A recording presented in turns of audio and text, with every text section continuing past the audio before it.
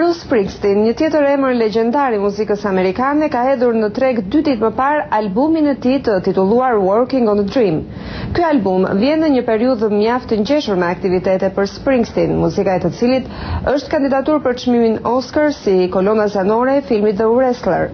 Albumi i ri i tij do të shoqërohet me një tur i cili nis në 1 prill me koncertin që do të zhvillojë në Kaliforni.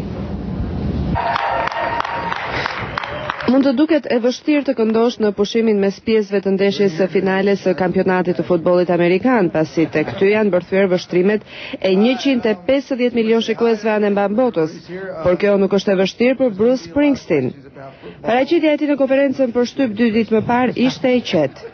I ka paralajmëruar gazetarët se është gati që të përgjigjet të gjitha pyetjeve me përjashtim të atyre për futbollin pasi nuk e kupton.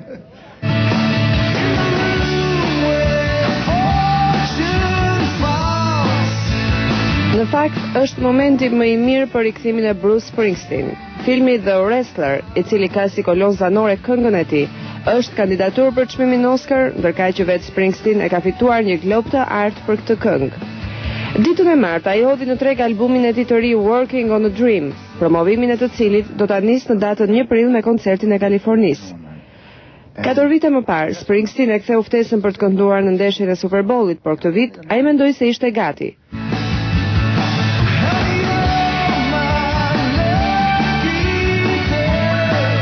Pyetur se kush vendos për këngët që ai interpreton në një koncert, ai është përgjigjur: "Unë vendos për gjithçka."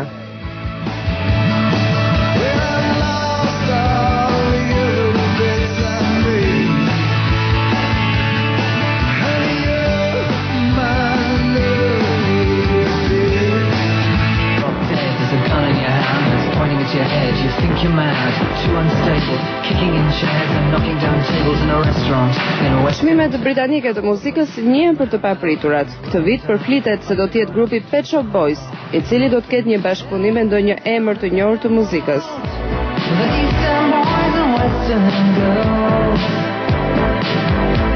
in a Western town, a dead end world. The Eastern boys and Western girls. Por grupi Pet Shop Boys ende nuk ka deklaruar se cili do të jetë këngëtari apo këngëtarja që do të shoqërojë në skenë këtë grup. Neil Tennant thotë se faktikisht ne jemi me fat. Është hera e 4 që do të ngjitemi në skenën e ndarjes së çmimeve të muzikës britanike. Kemi pasur bashkëpunime të tjera më parë si me Dusty Springfield apo me David Bowie. Le të shohim këtë vit se cili do të jetë këngëtari në krahun ton.